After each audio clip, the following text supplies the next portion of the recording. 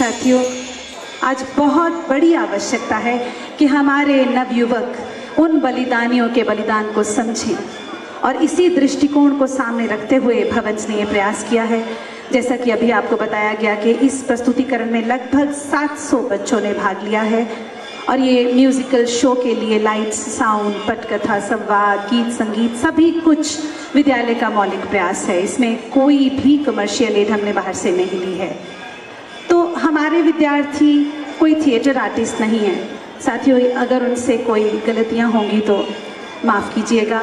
तो प्रस्तुत करते हैं आपके समक्ष musical light and sound show शहीद आजम भगत सिंह।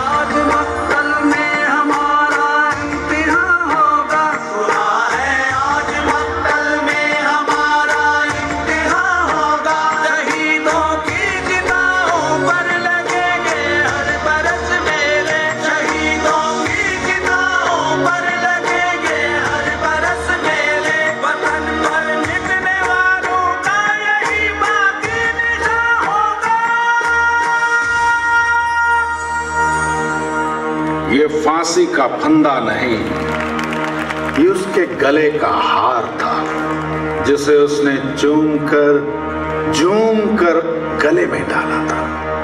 अपनी जिंदगी से तो उसे भी उतना ही प्यार था, मगर आजादी से उसका इश्क उसे जिंदगी से भी प्यारा हो गया। वो इसी इश्क को निभाने के लिए पैदा हुआ था।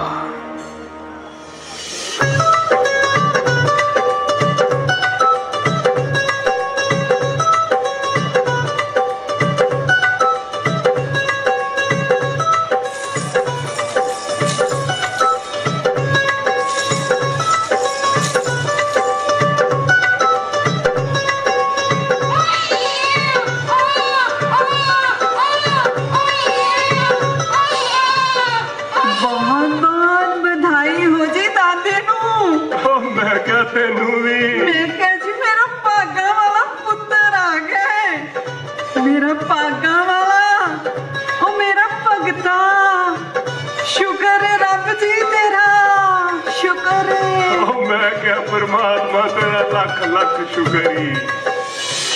वो वाकई भागा वाला था जो अपने जन्म के साथ लाया था अपने पिता और चाचा की रंगून जेल से आजादी। उसके जन्म के तीसरे दिन ही किशन सिंह और स्वर्ण सिंह जेल से रिहा हो गए। दादी ने इसे शुभ समझा और उसका नाम भागा वाला रखा। इसी नाम के आधार पर वो बालक भगत सिंह कहा जाने लगा।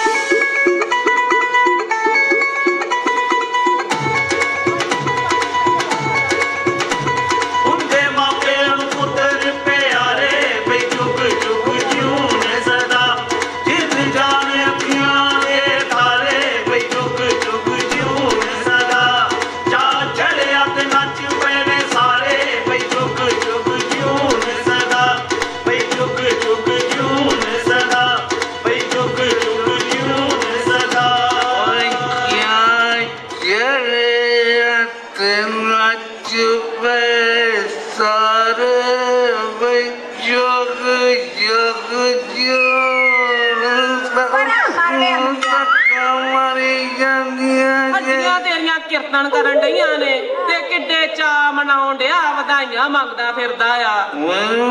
मैं क्या आ गई जे ओए जिथे मैं जाना उसे आ जानिया। चल चल गा चल बाहर निकल अमलिया। वधाइयां वधाइयां नी बड़े घर वालियां नूं वधाइयां, बाबे अर्जन साह नूं वधाइयां, ते दादी जयकार नूं वधाइयां। नी तुसीं भी वधो फुੱਲੋ नी ਪਹਿਲਾਂ ਲੱਡੂ ਤੇ ਖਾ ਲਓ।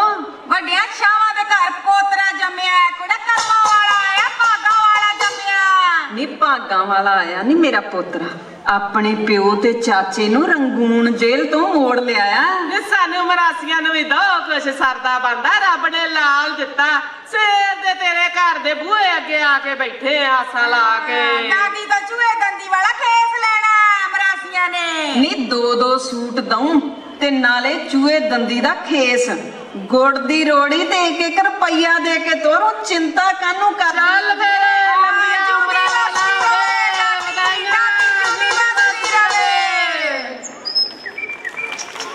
अरे भगत, ये तुम क्या कर रहे हो? बंदूकें बीज रहा हूँ। बंदूकें? हाँ बंदूकें। ऐसा क्यों मेरे बच्चे?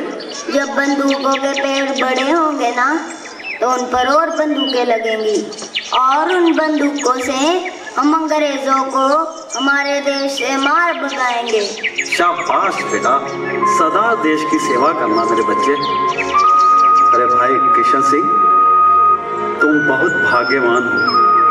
तुम्हारे घर एक महान आत्मा ने जन्म लिया है। इस बालक का नाम राष्ट्र के इतिहास में अजर अमर रहेगा।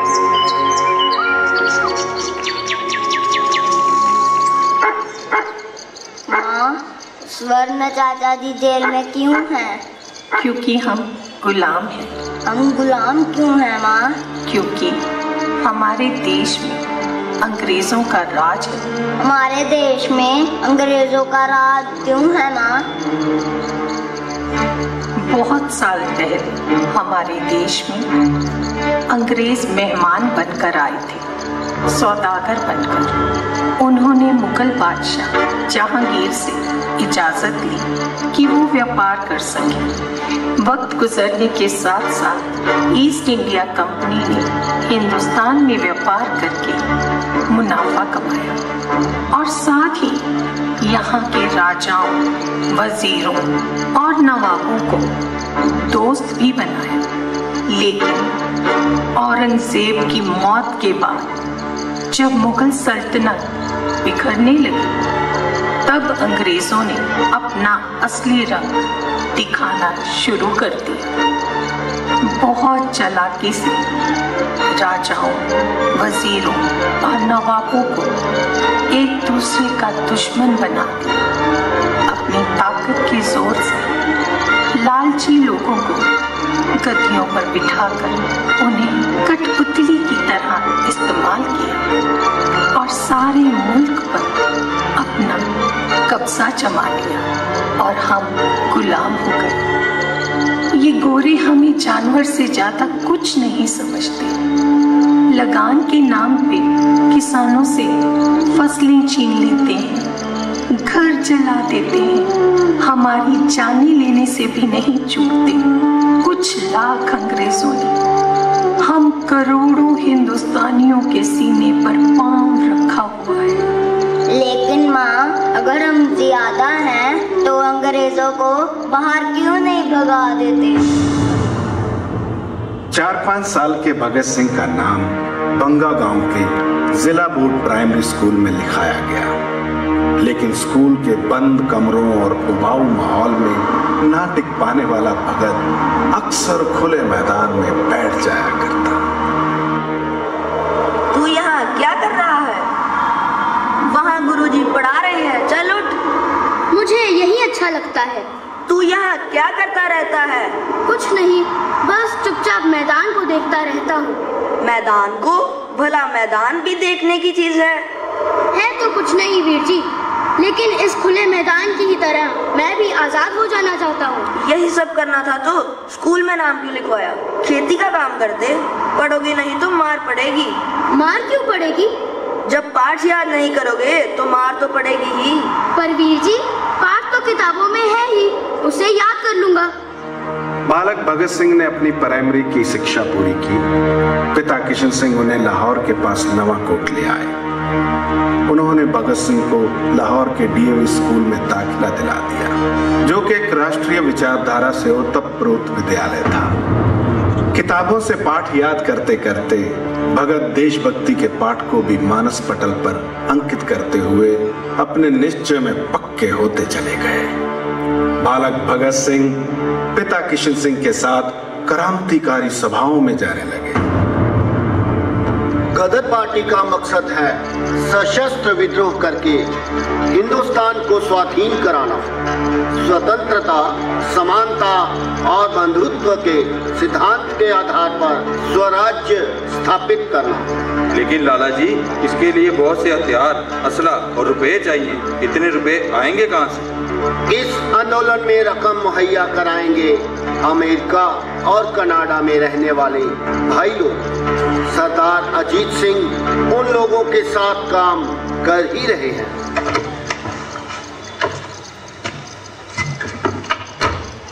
लाला जी, ये मेरा बेटा भगत। पाँव छुओ बेटा। पिता के साथ क्रांतिकारी सभाओं में भाग लेने के कारण भगत पर लाला लाजपत राय, रास बिहारी बोस व गदर पार्टी के अन्य कार्यकर्ताओं का असर होना तो स्वाभाविक था, पर उनके नाजुक मानस पटल पर करतार सिंह सराबा की शख्सियत बहुत गहरा असर कर गई। इसी समय सन 1919 में रॉलेट एक्ट के विरोध में सारे भारत में प्रदर्शन हुए।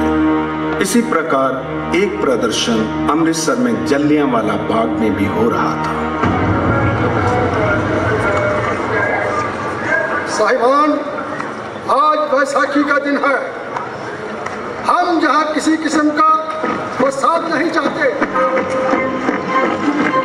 Position, load, fire.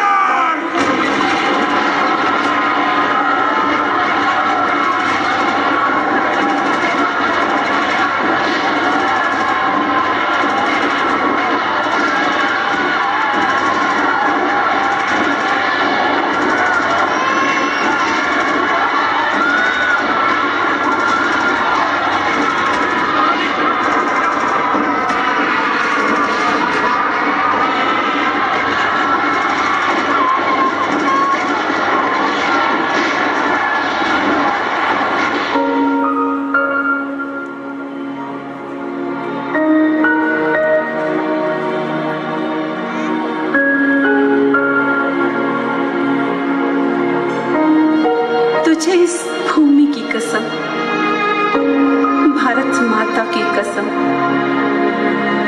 इस लहू को बेकार मत जाने देना मेरे बच्चे। तुझे कुर्बानी देनी है, अपने सब कुछ की, यहाँ तक कि अपने प्राणों की भी कुर्बानी। अंग्रेजों के इस अत्याचार को समाप्त करना ही होगा मेरे बच्चे, समाप्त करना ही होगा।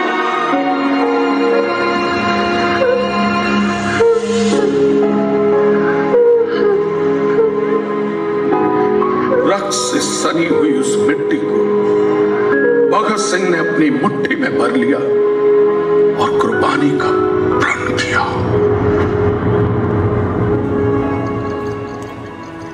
भगत कहाँ चला गया था? इतनी देर कर दी। मैं जलियांवाला बाग गया था माँ। तू जलियांवाला बाग गया था? अकेले? नहीं माँ, मेरे दोस्त मेरे साथ थे। दोस्त?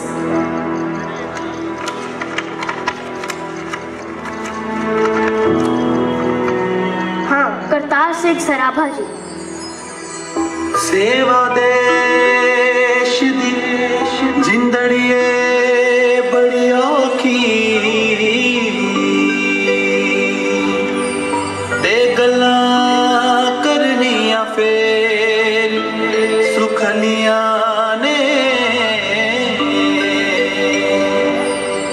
जिन्ना देश दी सेवा विच पैर पाया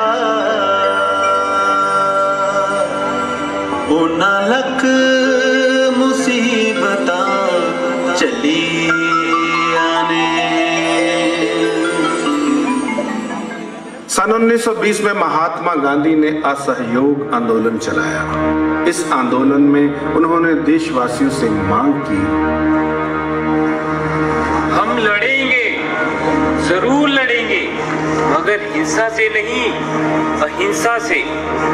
हमारा हथियार होगा पूर्ण असहयोग आंदोलन, total non cooperation movement.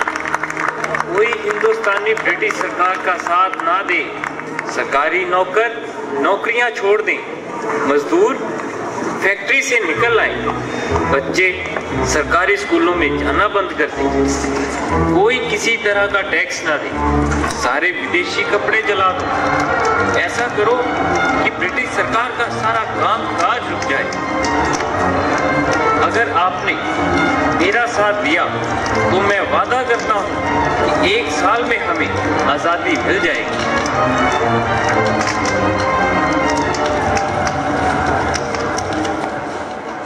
Mahatma Gandhi के आह्वान पर 14 साल के भगत सिंह ने स्कूल छोड़ दिया। असहयोग आंदोलन अपने पूरे जोर पर था कि तभी किशन सिंह जी, किशन सिंह जी, किशन सिंह जी, बहुत बुरी खबर है। क्या बात है, क्या हुआ?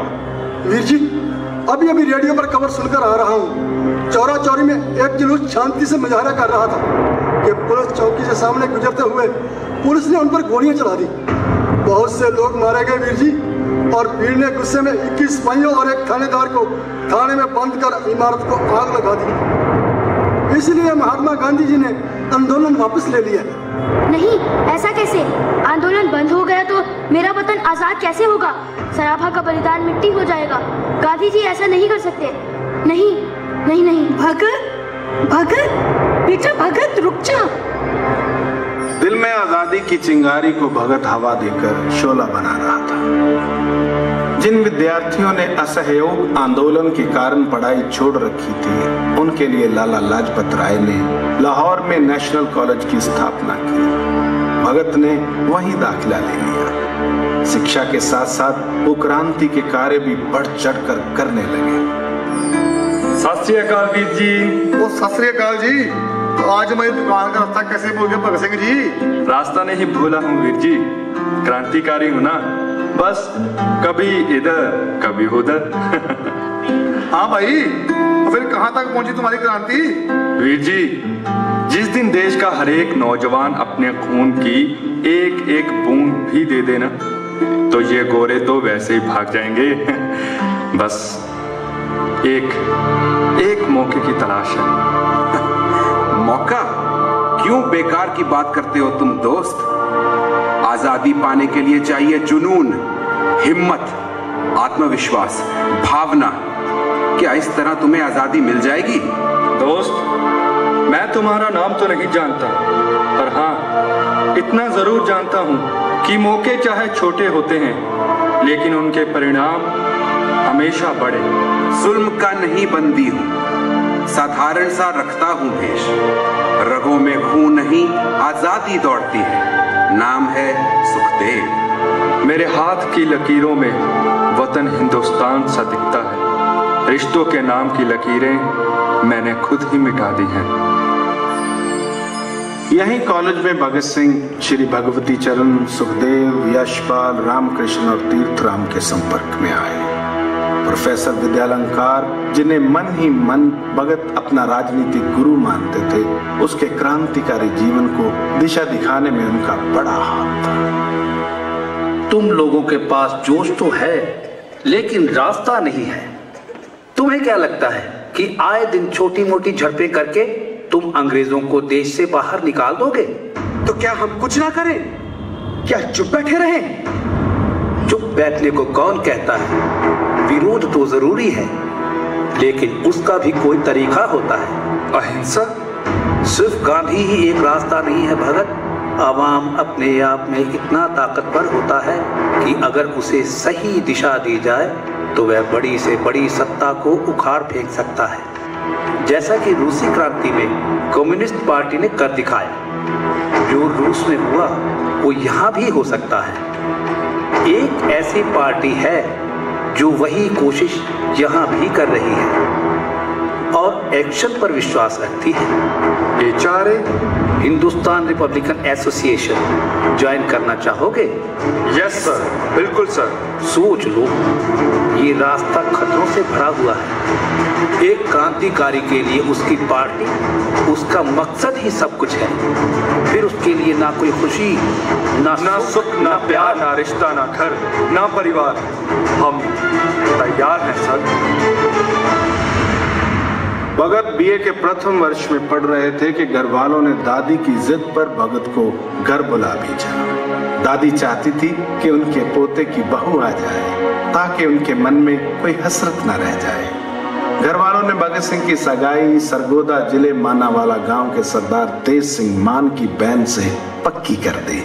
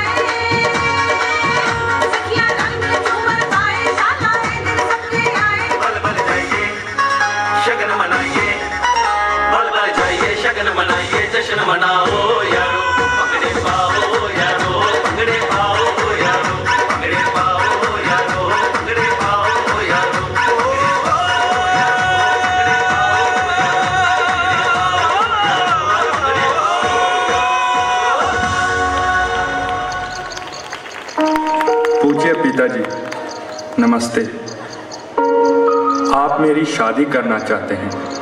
ये वक्त दादी जी की तमन्नाओं की दुहाई देने का नहीं, बल्कि भारत माता के 33 करोड़ बेटे बेटियों के दर्द के बारे में सोचने का वक्त है। देश सेवा में चाचा स्वर्ण सिंह कुर्बान हो गए। चाचा अजीत दूर देश में हैं।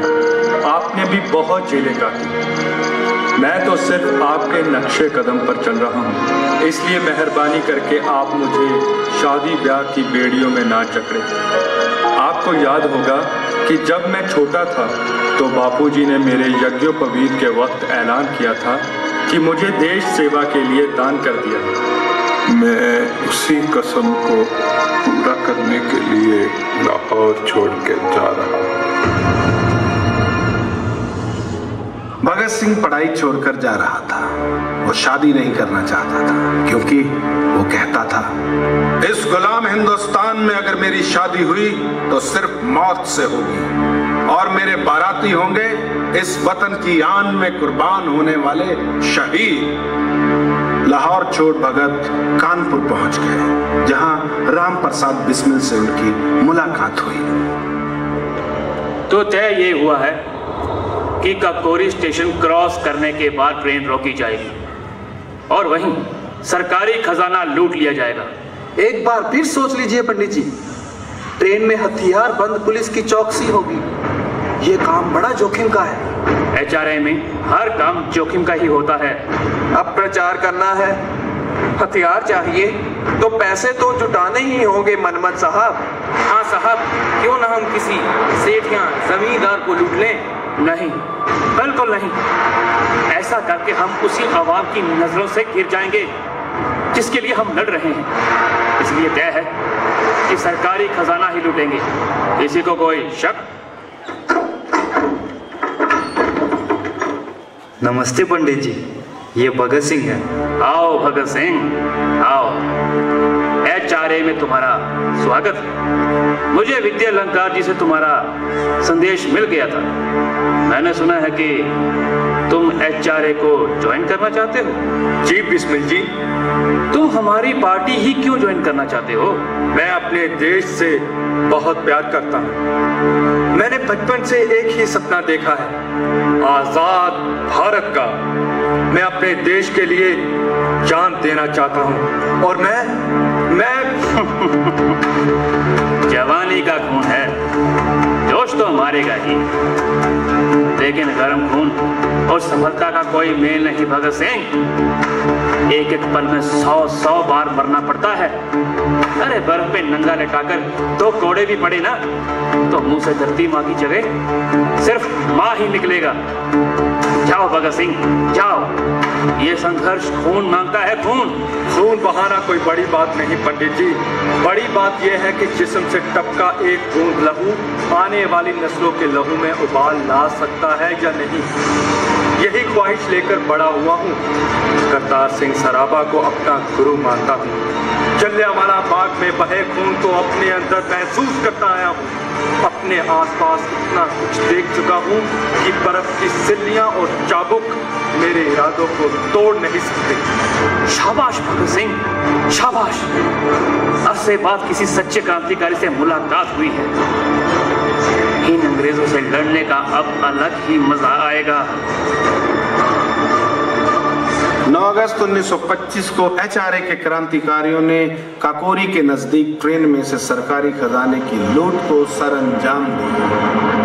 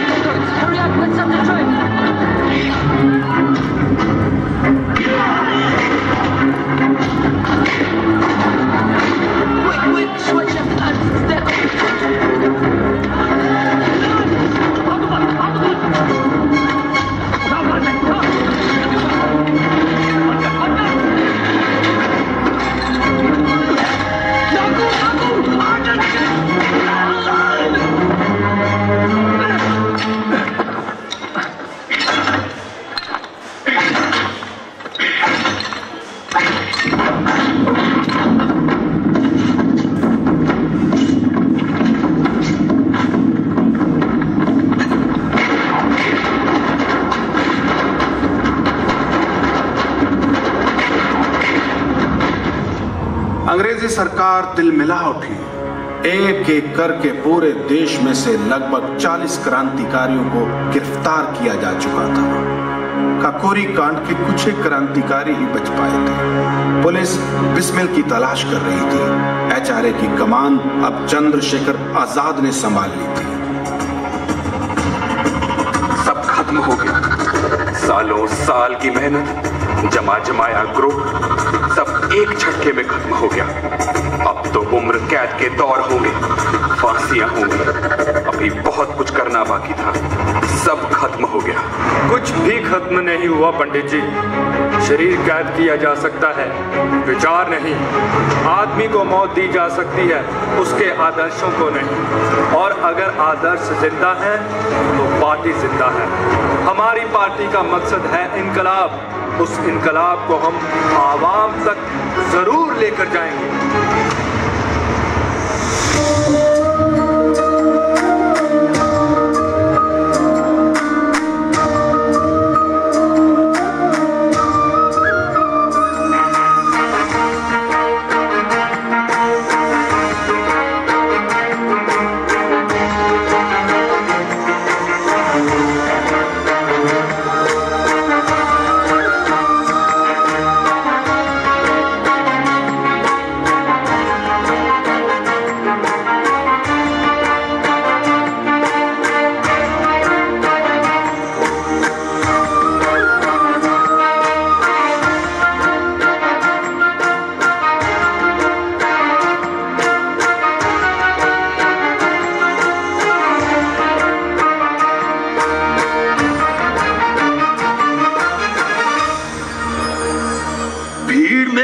फोड़ने की सजा जानता है ना तू?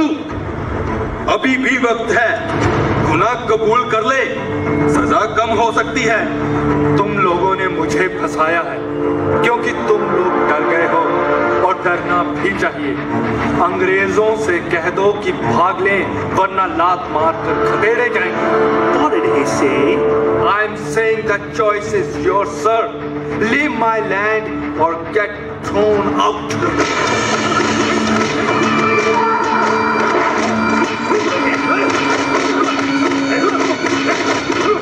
मैं नहीं रुकने वाला, ऐसे ही पीटता रहूंगा तुझे। 60,000 रुपए की जमानत है तेरे सर पर, सड़ जाएगा इस चारदीवारी में, पर ये रकम जमा नहीं कर पाएगा तू। दरोगा साहब, क्या है? इसके बाप ने इसकी जमानत दे दी है। क्या? इतने मायूस ना होइए दरोगा साहब, दोबारा मुलाकात जरूर होगी, क्योंकि मैं भी रुकने वाला नहीं हूं।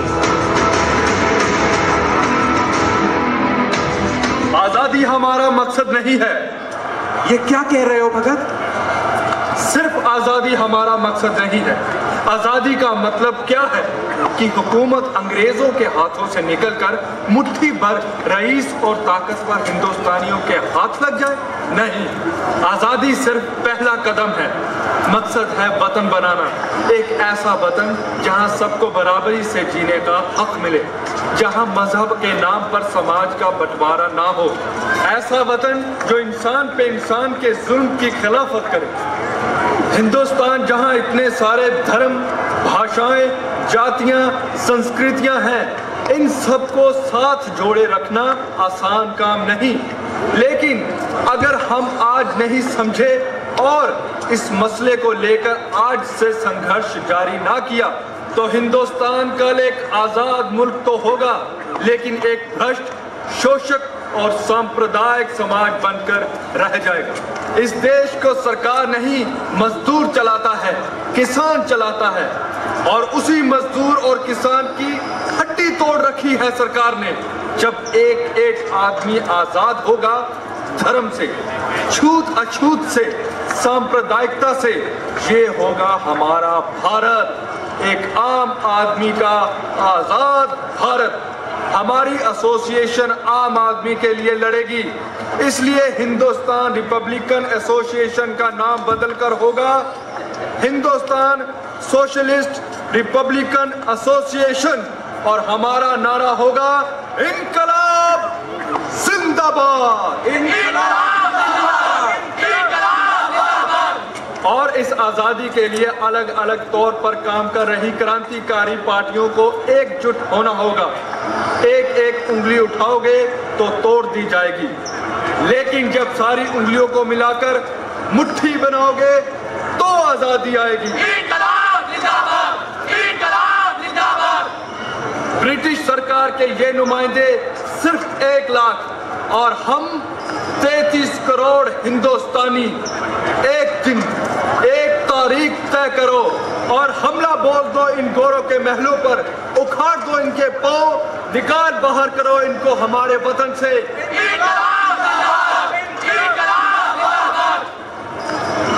चंद्रशेखर आजाद जी ने कहा था कि इस मीटिंग में जो भी फैसला होगा उन्हें मंजूर होगा।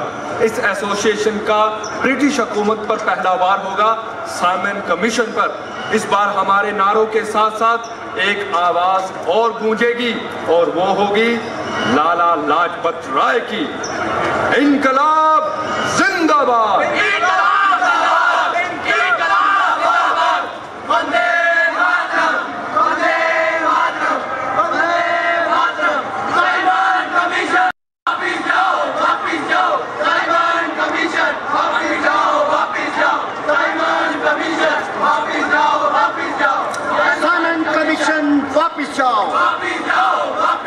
साइमन कमीशन वापिस जाओ।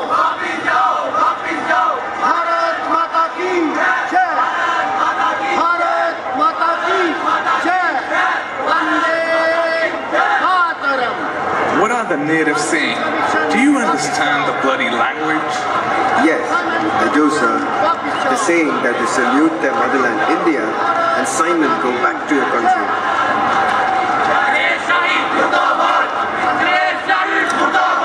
What are they saying now? Don't worry, sir. I have the standing order of the governor to deal with the crowd in whichever way is suitable. And deal with it, for heaven's sake.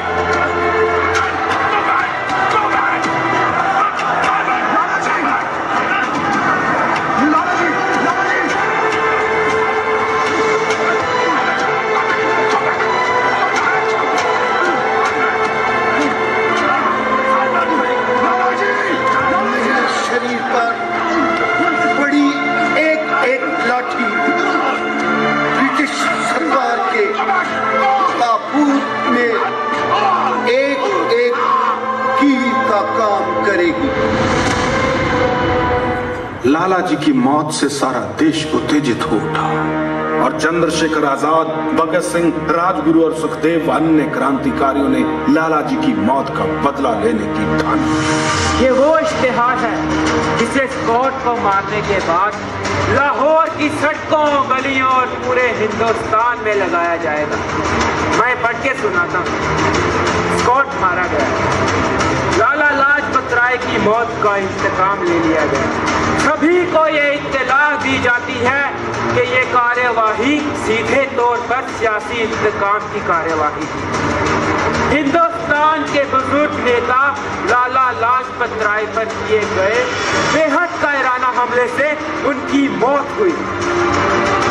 ये हमला इस मुल्क की खुददारी की सबसे बड़ी बेइज्जती थी और अब इसका इंतकाम ले लिया गया है। इनकलाब जिंदाबाद।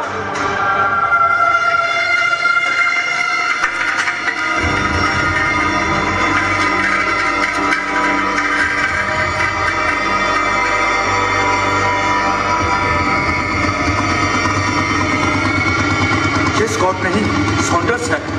तो क्या हुआ भगत? इसने भी तो हमारे लाला जी पर लाठियां बरसाई थी।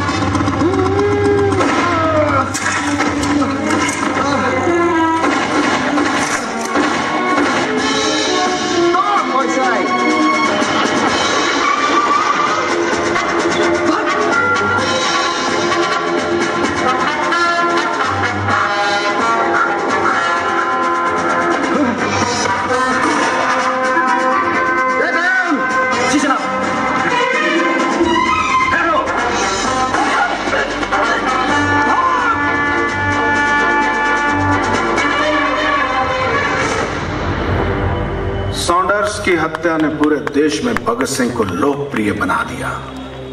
दूसरे दिन हर जगह दीवारों पर गुलाबी रंग के पोस्टर चिपके थे जिनमें लाल स्याही में लिखा था हिंदुस्तान समाजवादी गणतंत्र सेना, नोटिस नौकरशाही सावधान, जेपी सॉन्डर्स की हत्या में लाला लाजपत राय की हत्या का बदला ले लिया।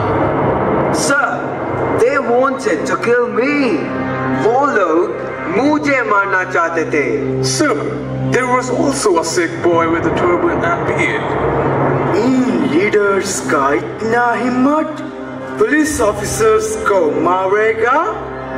सिटी से बाहर जाने का सब रास्ता बंद कर दो।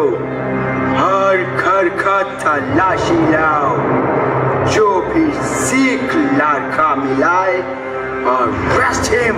सर, हम इंडियंस को बताएगा कि पुलिस ऑफिसर का मर्डर करने का क्या मतलब है। सॉन्डर्स की दिन दिहाड़े हत्या से जैसे ब्रिटिश सरकार के पैरों तले से जमीन निकल गई। भगत, राजगुरु, सुखदेव व चंद्रशेखर आजाद को पकड़ने के लिए वायसराय ने चप्पे चप्पे पर पुलिस का पहरा बिठा दिया। चारों के नाम वारंट जारी कर दिया गया। भाभी, कहीं बाहर जा सकती हो? कहाँ? क्या काम है? सॉन्डर्स हत्या केस में एक आदमी को बचाकर लाहौर से निकालना है। उसकी मेम साहब बनकर जाना होगा। खतरा है, सोच लो, गोली चल सकती है। कौन आदमी है? कोई भी हो। चली जाऊंगी।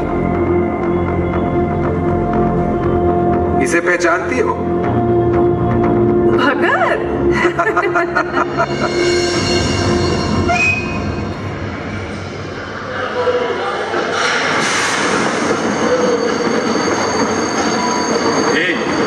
तुम लोग ध्यान से देखो, वो सरदार लड़का बच के जाने ना पाए।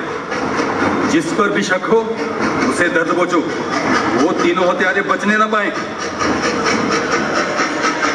जिस किसी पर भी शक हो पकड़ लो उसे। हटो हटो, जेंटलमैन को जाने दो। हटो, रास्ता छोड़ो बाबू के लिए।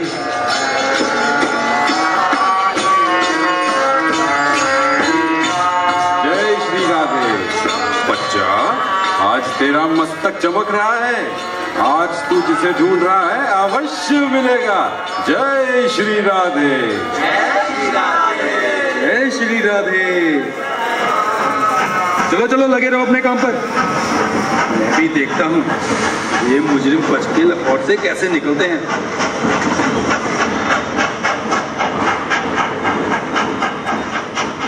लाहौर से सरकार की आंखों में धूल झोंक कर बच निकलने के बाद HSRA के इन क्रांतिकारियों ने कलकत्ता को चुना। ये देखिए पंडित जी, क्या लिखा है अखबार में? कुछ आतंकवादियों द्वारा सॉन्डर्स का कत्ल। हमारी छवि आतंकवादियों की बना दी है इन गोरों ने। हमारे साथ साथ पूरा देश यही चाहता था ना कि लाला जी की हत्या का बदला लिया जाए। इस काम को अंजाम देने के लिए हमने अपनी जान को जोखिम में डाला। ये हम जानते हैं भाभी। लाहौर में 4 पोस्टर लग गए, लखनऊ कानपुर में 2-3 लेख छप गए, तो इससे क्या फर्क पड़ा? हमारी पार्टी का उद्देश्य क्या है, हमारे आदर्श क्या है, ये देश की जनता नहीं जानती। क्या कोई पार्टी कुछ भी नहीं करेगी हमारे लिए? हमें किसी की भी मदद की जरूरत नहीं है। फिर हम हिंदुस्तान में इनकलाब कैसे ला पाएंगे? ब्रिटिश सरकार ने हमारा ओहदा आवाम के सामने एक आतंकवादी का रखा है। इससे पहले कि जनता हमें पूरी तरह से आतंकवादी मान ले, हमें अपने एक एक मकसद की जानकारी जनता तक पहुंचानी होगी कि हम आम आदमी के लिए लड़ रहे हैं, अपनी आजादी के लिए लड़ रहे हैं। ब्रिटिश सरकार द्वारा किसानों व मजदूरों पर अत्याचार हो रहा था। सरकार इनसे विरोध करने का हक छीनने में लगी हुई थी। मजदूरों के हक वापस दो, वापस दो। मजदूरों के हक वापस दो, वापस दो। ब्रिटिश सरकार मुर्दाबाद, मुर्दाबाद। ब्रिटिश सरकार मुर्दाबाद, मुर्दाबाद।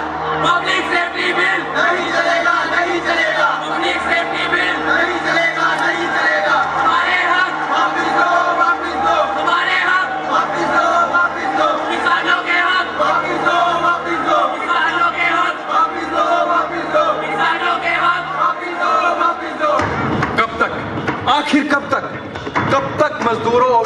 पर नाजायज ताकत का इस्तेमाल किया जाएगा। फसलें उगाने वाले किसान के पास खाने के लिए 2 दाने नहीं होते और सरकारी गोदाम अनाजों से भरे रहते हैं। जब एक आम आदमी आजाद होगा तब होगा भारत आजाद। अब की बार हमें कुछ ऐसा करना होगा जो जनता के हित में और ब्रिटिश सरकार की नींव तक हिल जाए। सरकार ट्रेड डिस्प्यूट बिल और पब्लिक सेफ्टी बिल के जरिए लोगों का गला घोंटने की कोशिश में है। सारी हड़तालें गैर कानूनी करार दी जाएंगी। बिना सबूत बिना मुकदमे किसी को भी उठा के जेल में डाल देगी। ऐसे कठोर दमनकारी अधिनियम बनाए जाएंगे कि मुंह से आवाज निकलते ही गोली का निशाना बना दिए जाएंगे। तो तुमने क्या सोचा है भगत? 8 अप्रैल अब की बार हम बम फोड़ेंगे। बम? हाँ बम। लेकिन कहाँ? दिल्ली में असेंबली हॉल में। बम खाली जगह में फेंका जाएगा। किसी की जान को कोई नुकसान नहीं होगा। फिर हम ये बम क्यों फोड़ेंगे? इसलिए कि गोरों की जात बहरों की है और बहरों को अपनी बात सुनाने के लिए धमाके की जरूरत होती है। Now, the decision on the public safety bill is going to be announced, and the presiding officer will give his ruling. Honorable members, I proclaim the public safety bill and trade dispute bill pass.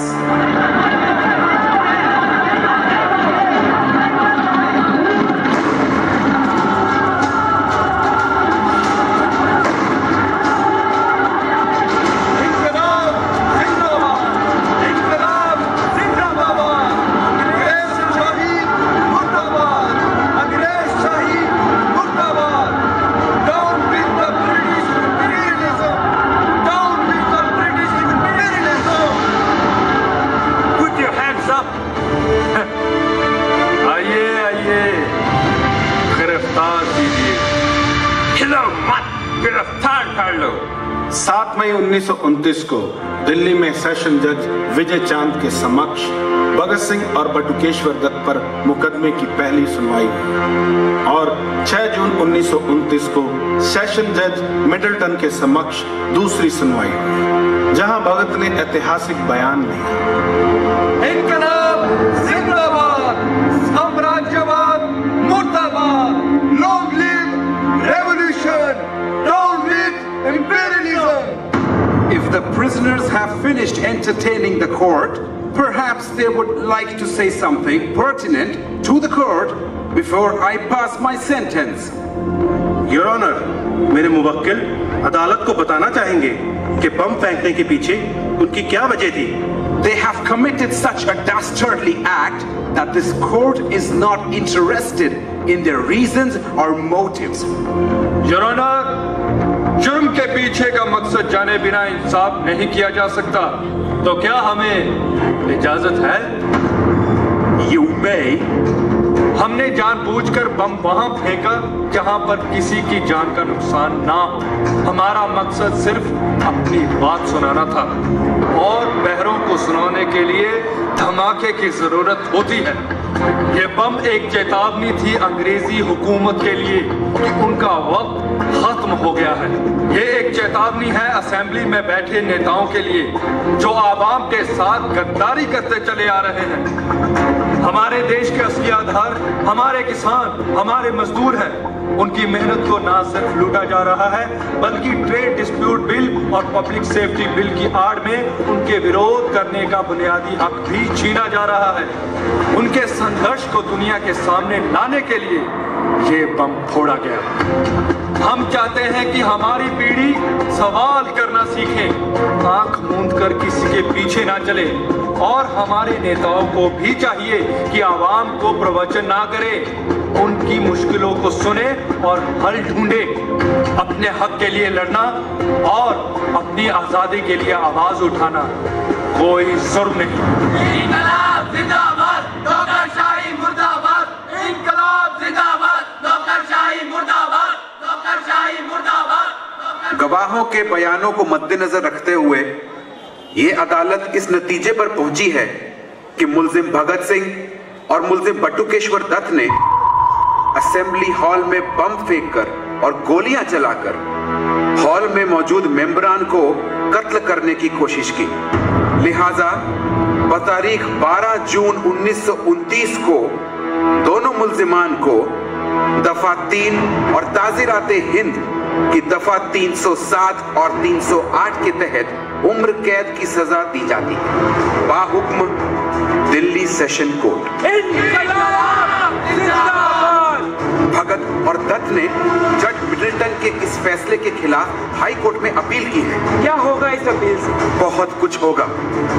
भगत ने यह कदम इसलिए उठाया है ताकि ये तमाशा और बढ़े और HSRA की आवाज हिंदुस्तान के एक एक आदमी तक पहुंचे।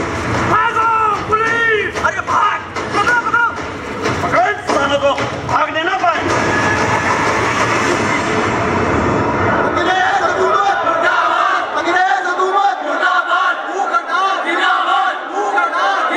What's all of them fussing about, Khan Bahadur?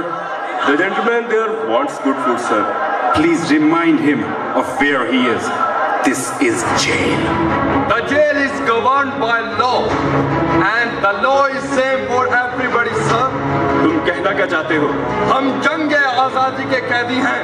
हमारे साथ जंग के कैदियों जैसा सलूक होना चाहिए। Bhagat Singh, don't shout, Mr. Jailer.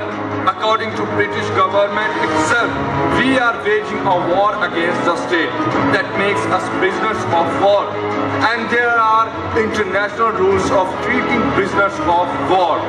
आप हमारे साथ जानवरों जैसा सलूक नहीं कर सकते। आपको हमें सेहतमंद खाना देना होगा। बीमार कैदियों से आप कोई काम नहीं करा सकते और हमें अखबार और किताबें मुहैया करनी होंगी। जब तक हमारी ये मांगे पूरी नहीं होगी, हम भूख हड़ताल पर रहेंगे। लाहौर सेंट्रल जेल 10 जुलाई 1929 को सॉन्ड्रेस हत्या का केस शुरू हुआ। सभी क्रांतिकारियों को लाहौर जेल में इकट्ठा किया गया। सभी भगत सिंह की भूख हड़ताल में शामिल हो गए। भूख हड़ताल के चलते लाहौर कॉन्स्पिरेसी केस कुछ समय के लिए रुक गया। ये बात अच्छी तरह से समझ लो, तुम्हारी ये भूख हड़ताल खत्म करने के लिए मुझे जो कुछ भी करना पड़े वो मैं करूंगा। अब बोलो, क्या जवाब है तुम्हारा? हमारी मांगों का क्या जवाब है?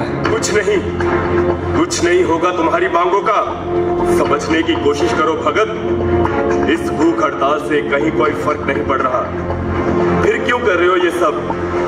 तुम्हें ये सब बंद करना होगा। मैं किसी भी किस्म की नाफरमानी बर्दाश्त नहीं कर सकता। ठीक है जेलर साहब, आप नमक का हक अदा करो और मैं मिट्टी का हक अदा करता हूँ। माँ कब आई? बाबूजी नहीं आए? ये लोग मिलने ही नहीं देते, कहते हैं एक एक करके मिलो। क्या हुआ माँ? बहुत उदास लग रही हो। हाँ, क्या करें, रातों को नींद नहीं आती। सोते हैं तो आंखें खुली रहती हैं। बस तेरा ही ख्याल लगा रहता है। रो मत माँ, लोग क्या कहेंगे? भगत सिंह की माँ रो रही है। हाँ, तो सही कह रहा है। इतने बहादुर बेटी की माँ कमजोर कैसे हो सकती है? इतने बहादुर बेटी की माँ रो नहीं सकती।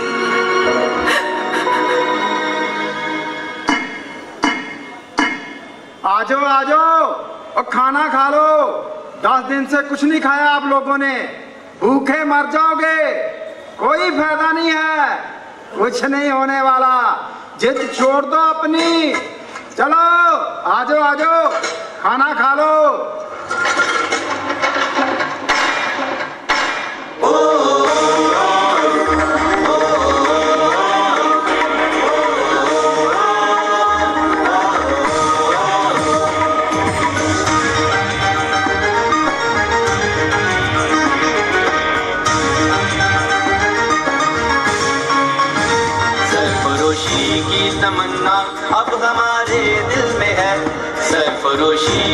तमन्ना अब हमारे दिल में है, देखना है जोर कितना बाजुए का दिल में है, बाजुए का दिल में है, बाजुए का दिल में है। सरफरोशी की तमन्ना अब हमारे दिल में है, सरफरोशी की तमन्ना अब हमारे दिल में है।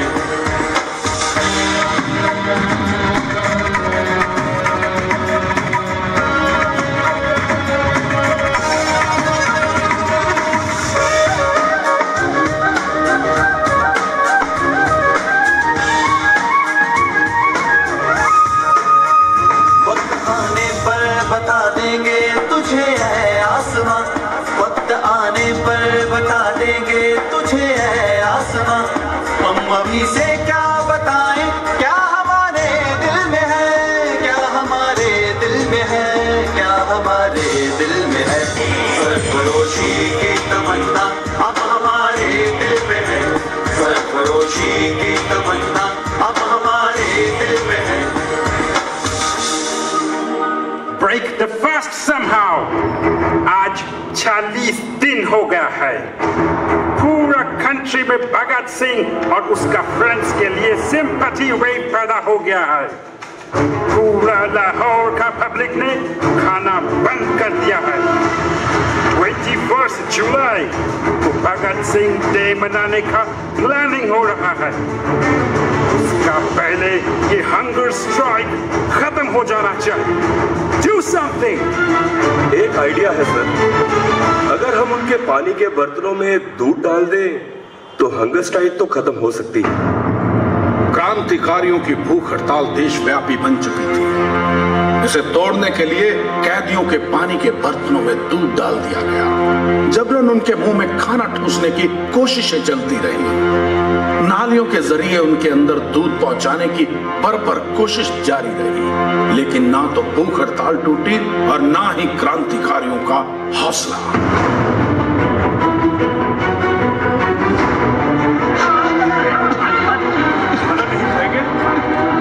देखता हूं कब तक नहीं खाएंगे।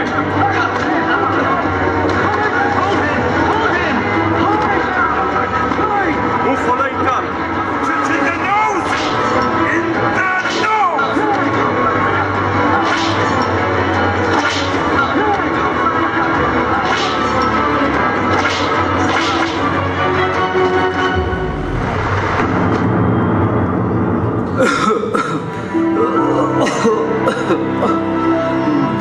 भगत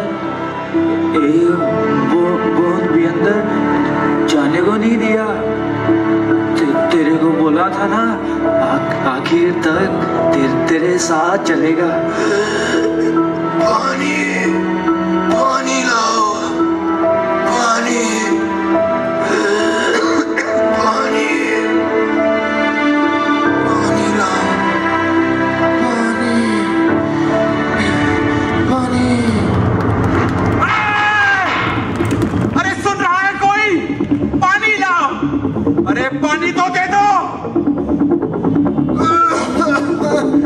पानी पानी लाओ, पानी। किशोरी भी तो पागल है।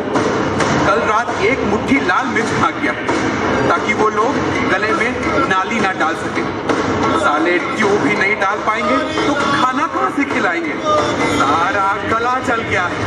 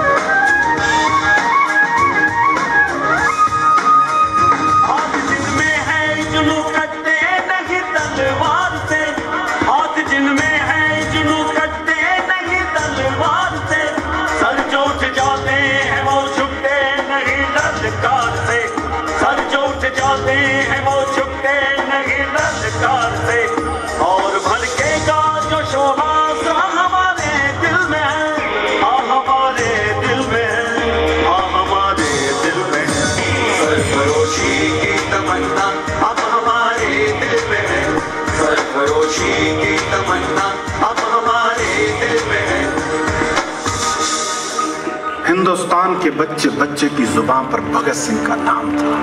भगत की क्रांति की आग इतनी भड़क चुकी थी कि सभी सरकारी नुमाइंदों को अपनी कुर्सियां जलती हुई दिखाई दे रही थी। I'd warned you, sir, that man is dangerous. Oh, you mean Bhagat Singh, the new fella? Mr. Gandhi's been the sole representative of the people, and he's been willing to talk to us.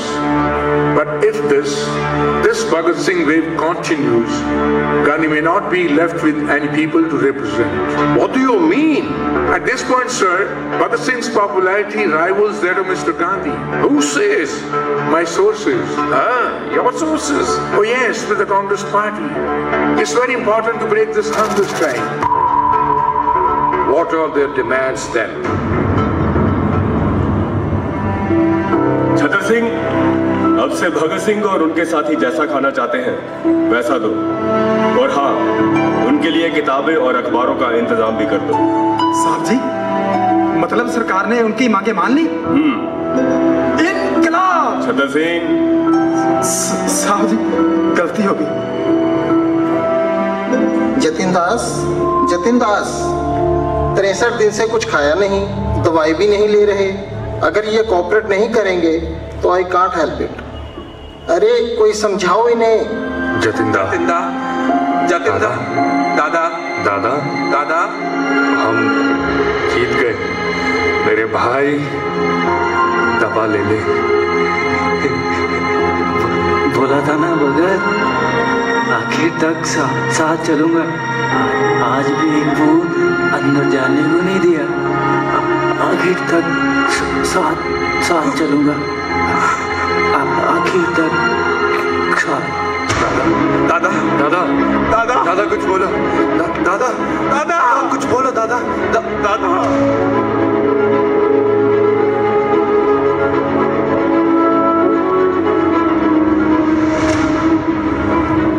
दिल से निकलेगी ना मर कर भी वतन की उल्फत, दिल से निकलेगी ना मर कर भी वतन की उल्फत,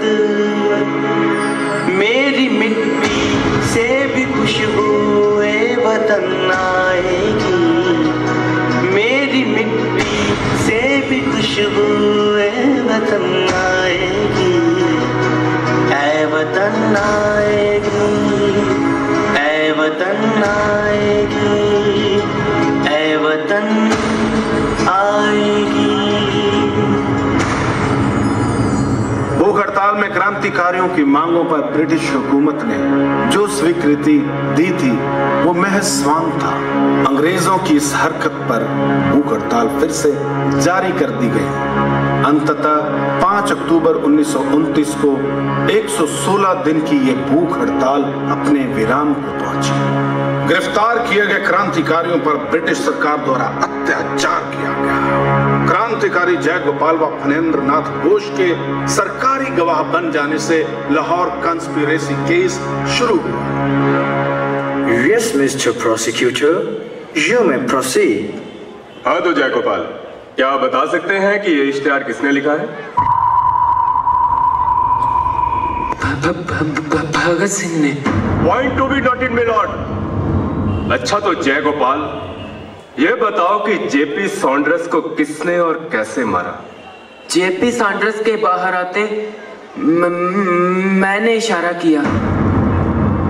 राजगुरु और भगत सिंह ने उसका रास्ता रोका। फिर क्या हुआ? फिर राजगुरु ने सॉन्ड्रस साहब को गोली मार दी। फिर क्या हुआ? फिर क्या हुआ? मैं पूछता हूं कि फिर क्या हुआ? फिर भगत सिंह ने 5 गोलियां मार दी। 5 गोलियां मार दी। जयगोपाल! क्रांतिकारी कहता है खुद को, क्रांतिकारी गद्दारी करता है। तुमने हमारे साथ नहीं बल्कि पूरे हिंदुस्तान के साथ गद्दारी की है। जयगोपाल, तुझे भारत माता कभी माफ नहीं करेगी। हिंदुस्तान तुझे कभी माफ नहीं करेगा। Jaigopal! Order! Order! Order! them all. Handcuff them. This court is adjourned till the next hearing. हड़ताल के खत्म होते ही भगत ने कोर्ट ट्रायल्स के जरिए लोगों को अपनी आवाज पहुंचाने पर ध्यान केंद्रित किया और पूर्ण स्वराज की मांग कर डाली। खून खराबा हमारा मकसद नहीं है, हमारा मकसद है विदेशी लुटेरों से आजादी। अहिंसा और प्रेम से इस समस्या का हल हो सकता है। ये संघर्ष खून मांगता है और हम तैयार हैं। हम अंग्रेजों से बातचीत करने के लिए तैयार हैं। कमजोर और ताकतवर के बीच कोई बातचीत, कोई समझौता नहीं हो सकता। पहले अंग्रेज हिंदुस्तान से बाहर निकले, फिर हम इनसे बातचीत करेंगे। हमने डोमिनियन स्टेटस की मांग की है और वो हम लोग लेके रहेंगे। टोटल इंडिपेंडेंस, पूर्ण स्वराज, बस ये हमारा हक है और हम इसे छीन कर लेंगे। इंकलाब जिंदाबाद, इंकलाब जिंदाबाद, इंकलाब जिंदाबाद, इंकलाब जिंदाबाद, इंकलाब जिंदाबाद। टोटल इंडिपेंडेंस, पूर्ण स्वराज। अंग्रेजी हुकूमत ये बात अच्छी तरह जान ले कि कांग्रेस अपने टोटल इंडिपेंडेंस, पूर्ण स्वराज की मांग पे कोई समझौता नहीं करेगी।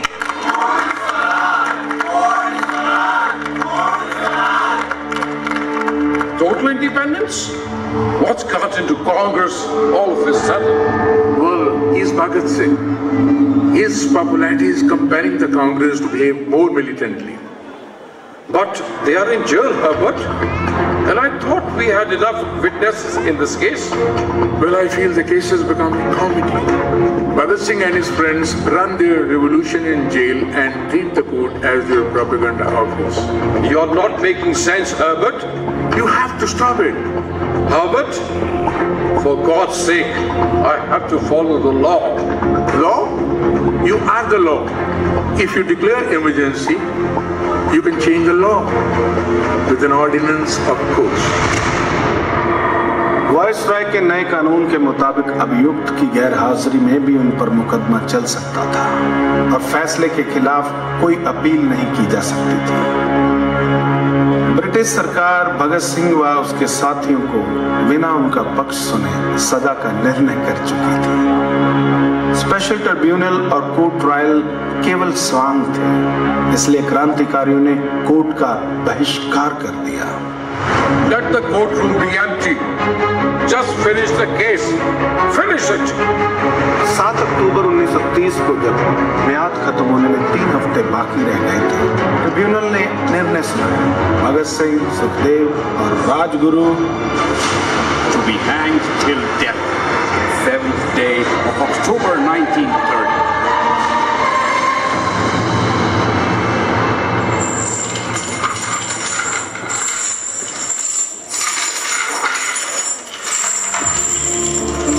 Cell number 13 Rajguru, cell number 14 Bhagat Singh, cell number 15 Sukhdev. अब आप हमें यहाँ से कहीं और तो नहीं ले जाएंगे ना जेलर साहब? नहीं सुखदेव, अब हमें यहाँ से वहां जाना है जहां हम तीनों के अलावा कोई नहीं जा सकता।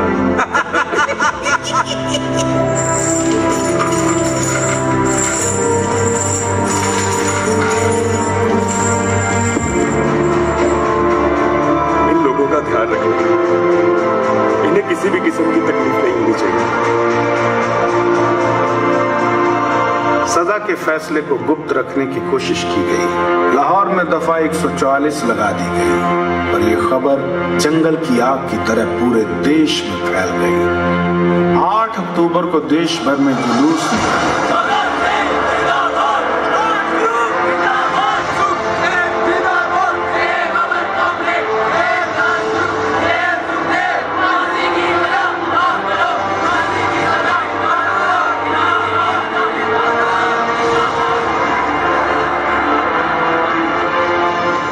पंडित जी, भगत सिंह और साथियों को बचाना ही होगा। हाँ, बचाना ही होगा। सभी जानते हैं कि ये काम गांधी जी ही कर सकते हैं। देखिए, मैं आपकी बात समझता हूँ।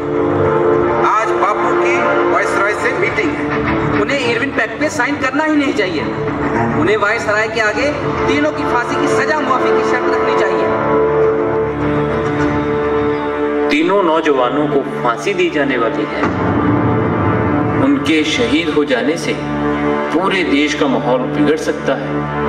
क्या कुछ किया जा सकता है? I quite appreciate your view, Mr. Gandhi, but I cannot conceive of anyone who is more thoroughly deserving of capital punishment than Bhagat Singh.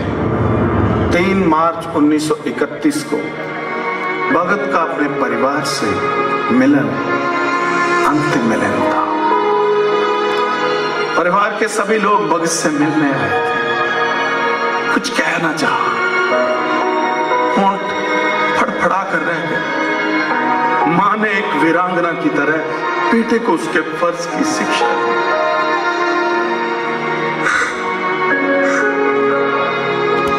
जुग जी, मेरा शेर पुत्र, जुग जुग जी।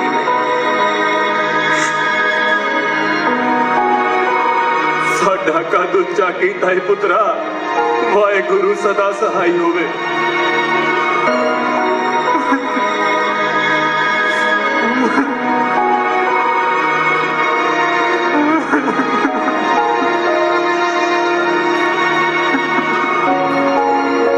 हमारा भगत बहुत ऊंचा हो गया। आजादी की राह पर चलना आप ही से सीखा है पिताजी। आज तू बड़ा उदास लग रहा है, क्यों? गुलतार को रोता देख मन दुखी हो उठा। छोटा है ना, उसे नहीं पता कि उसका वीर जी कितने बड़े मकसद के लिए अपनी कुर्बानी दे रहा है। अगर सभी कह रहे हैं आज हमारी आखिरी मुलाकात है, मगर आज तो 3 मार्च है।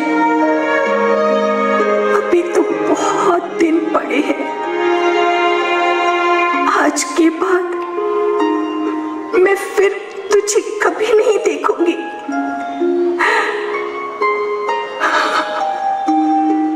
माँ, बस एक कसक रह गई। देश और इंसानियत के लिए जो कुछ करने की हसरत मेरे दिल में थी, उसका 1000वां हिस्सा भी पूरा नहीं कर पाया। बेटे, अपनी बात पर अड़े रहना।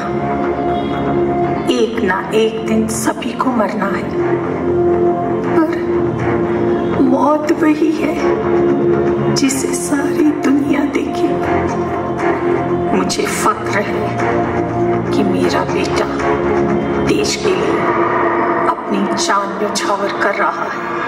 मैं दोबारा जन्म लूंगा माँ।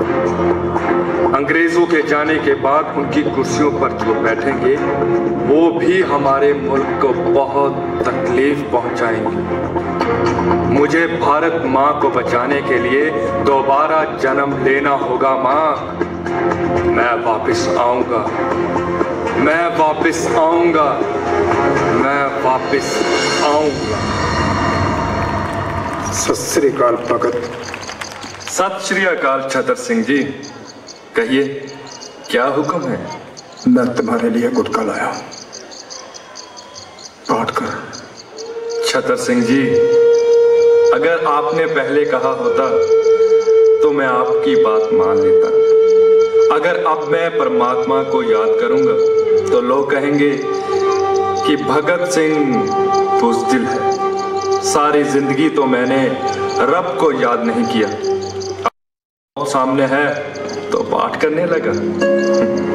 नहीं छतर सिंह जी, नहीं।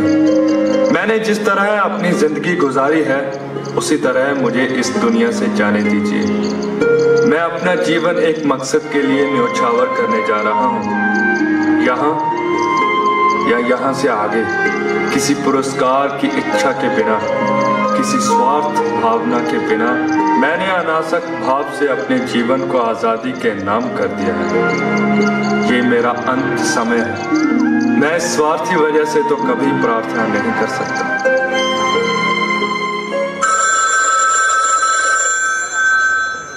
हेलो सर, पर उनकी फांसी का वक्त तो कल सुबह का है सर। Yes sir.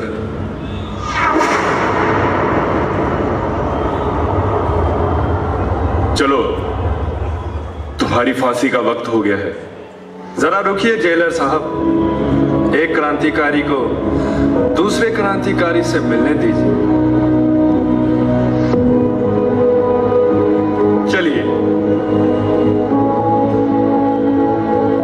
जेलर साहब, एक गुजारिश है, हमारे हाथों में हथकड़ियां ना लगाएं जाएं और हमारे जगह को कंटोपों से ना ढकें।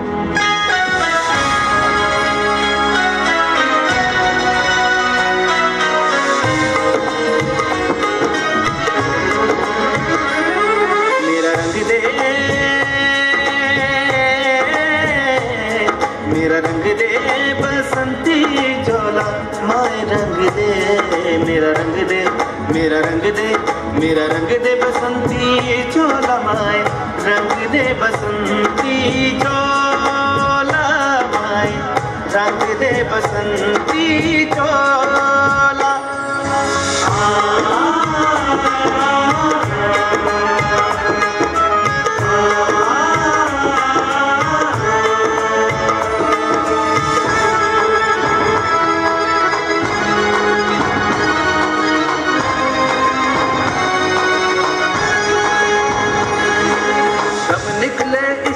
की खातिर बस इतना अरमान है, हम निकले इस देश की खातिर बस इतना अरमान है।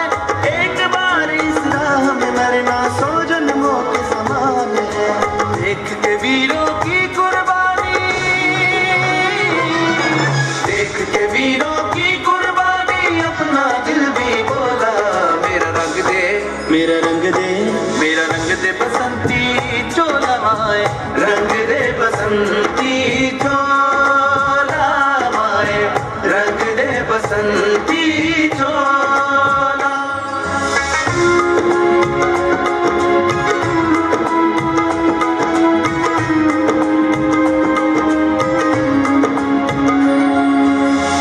जिस चोले को पहने शिवाजी, खेले अपनी जान पे, जिसे पहने झांसी की रानी, मिट गई अपनी आन पे।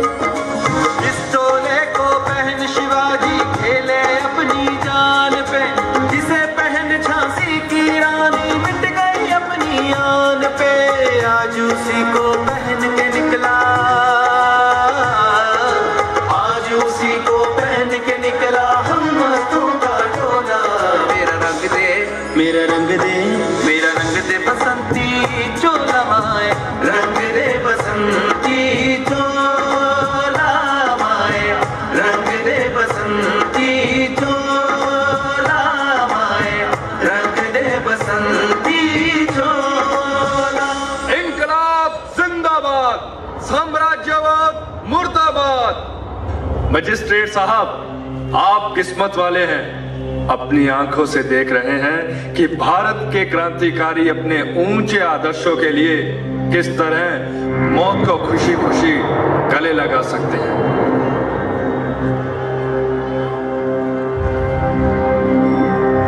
इंकलाब जिंदाबाद, साम्राज्यवाद मुर्दाबाद। राष्ट्रीय झंडा ऊंचा रहे, डाउन डाउन यूनियन जैक। इंकलाब जिंदाबाद, साम्राज्यवाद मुर्दाबाद। मेहरबानी करके अब आप इन फंदों को ठीक करें।